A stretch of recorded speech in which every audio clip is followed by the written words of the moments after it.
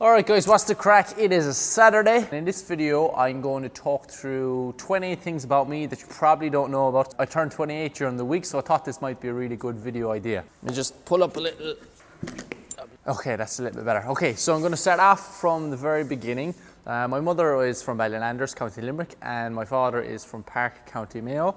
So I grew up in Limerick, and my mum was a teacher, primary school teacher. I went to the school she taught in, which is Scolida, and my dad was a plasterer. I went to secondary school then in Castletroy College, which was actually at the other side of town, and I went to university in the University of Limerick. So like all of my education, I spent all my time here in Limerick. I'm still living here in Limerick, and I actually have a gym here now in Limerick called Fit 100. When I was younger, really, I had a lot of trouble with sleep and a lot of trouble with food, and that all boiled down to allergies and intolerances. So I can't eat any like fish, nuts, dairy, bread, wheat, soy. So there's a lot of foods I can't eat. Now, it's not a problem at all. It really isn't a problem.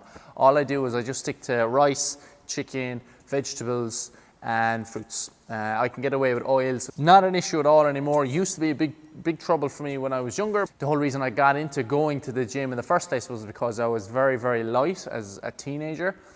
Because the food I was eating made me feel sick, and as a result I didn't eat that much food and I didn't get that much nourishment from the food I was eating.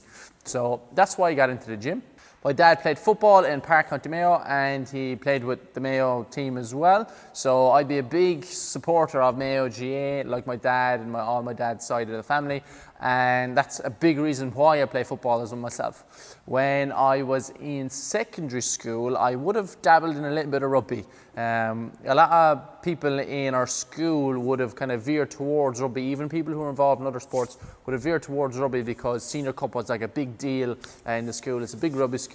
I got sick kind of in my last year, and as a result I ended up sitting on the bench for the majority of the senior cup tournament. We ended up winning the tournament, which is great. So we won the senior cup, which is like a huge deal. But it was kind of like a little bit disappointing for me because I didn't really get to participate in any of it, whereas I would have been fairly heavily involved prior to getting unwell. So did a little bit of rugby league, was involved in Irish University's team. We were supposed to play a Four Nations tournament, but I really badly injured my ankle like about a week before that, so I didn't get to go on that tour. After that, I kind of made the decision that I was just going to play football because my first love was always football. I'd played football all the way through until I was in my last year really in secondary school. Going from rugby back to football after a couple of years out of football really was tough. So my body was so used to going in straight lines, and my conditioning was totally different. So it was a tough transition back to playing football. College, I spent it doing two things. A couple of things, but I spent it doing two different courses. I did architecture for 2 years. My father was a plasterer, and he was in the building game, so he kind of encouraged me to go towards that end of things. It just wasn't really for me. It felt like I wasn't improving, and like a big part of going to the gym is you see improvement, so I like to see improvement, and I just felt like I wasn't improving. In my second year in architecture, I really kind of got the feeling that this wasn't for me, and I was like just dead set on saying to myself, I'm going to make the right decision now after this to make sure that what I'm doing from here on is something that I really enjoy.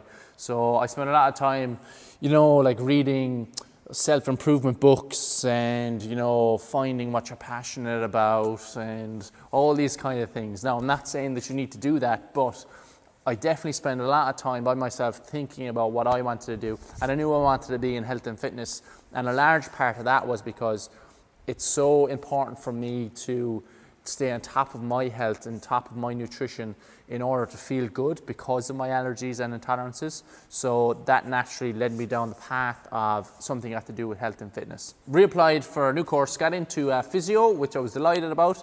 I always wanted to just learn, first of all, about the body, and that was exactly what was covered in physio. So I wanted that knowledge, that's what I was craving. So I craved the knowledge in physio, and I absolutely loved my time in the course. The people in the course are amazing, made some really good friends in there, really looked up to a lot of my lecturers, which was great because when you look up to the people that are teaching you, you just want to learn, you know, and they were really, really nice people as well. So loads of time for physio. So when I left physio, I was always focused on going into the health and fitness side of things. During my time in college, I actually spent a lot of time like reading about business and reading about business people and companies and how they run. And I really kind of looked up to people like Bill Gates. The fact that he was, you know, not that he made so much money, but the fact that he made so much money and he's now giving it all away and he's really able to make an impact in the world and make a difference. And there's like loads of charities, like Charity Water is one example, like this really cool charity, and it's like a brand and it's like a business, it's run like a business, and it's able to like do so much good in the world. So during that time and even over the last couple of years, they're the kind of people that I looked up to. So I always saw myself trying my hand at, you know, trying to grow a business. And I always wanted to be in a position where I could feel like I could give back, where I could look after the people that I care about, whether it's, you know, a friend, somebody in my immediate family, somebody here in the gym, or whether someone I've never met before, but I know they need some help. So that's kind of what I was going through when I was in college. I loved learning about the body, loved doing physio, loved what was covered, always thought I would go into business and try my hand at it because I wanted to make a difference, and I saw that as my best way to make a difference. Like I get a lot of fulfillment out of two things. One, like working is something that I really get fulfilled with. Like if I sit down and I work hard at something for 4 hours and I sit back, I'd be almost happy with that time that I've spent. Or if it's 20 minutes or if it's 10 minutes, I'll be like happy with that time I've spent because I'll be like, okay, I'm making progress here. But that's my mindset. I kind of get fulfillment from working, and I also get fulfillment from like seeing people happy. Like there's nothing that makes me happier than you know, seeing people smile, or you know, seeing someone kind of reach a little goal and you know, they're delighted with themselves. And that's a big reason why I started the gym here, because I just loved the feeling I got when I saw someone make progress. I do a lot of mindfulness, which I kind of picked up when I was younger because I struggled with sleep. I really tried to figure out why am I not sleeping well, and I found out that mindfulness is like this useful tool to try and help you sleep. So I would have done a lot of mindfulness when I'm younger, so I still practice that almost every day subconsciously. I'd always see the positive side of things. So you know, I've had some recent losses in my family, and I would kind of, yeah, those things are tough, but I'd see them again as an opportunity to get to know other people in the family, and an opportunity to spend some time with family, and an opportunity to learn about other people in the family. If something happens, I always kind of say to myself, okay, what's the positive out of this? And it's almost like an immediate reaction for me. So I'm very blessed with that. And I think it's really kind of helped me to kind of enjoy life. So so this one might be a little bit of a funny one. I like the Buddhist mindset of things. Like I really like the idea of you know, not valuing materialism, and you know, just keeping life really, really simple, and looking after, you know, the people around you, looking after animals. I think a lot of kind of my happiness at the moment is based around the fact that I have really good relationships in my life. So I definitely value those relationships with friends and family. So it's something that I definitely would have neglected in the past when I was much younger.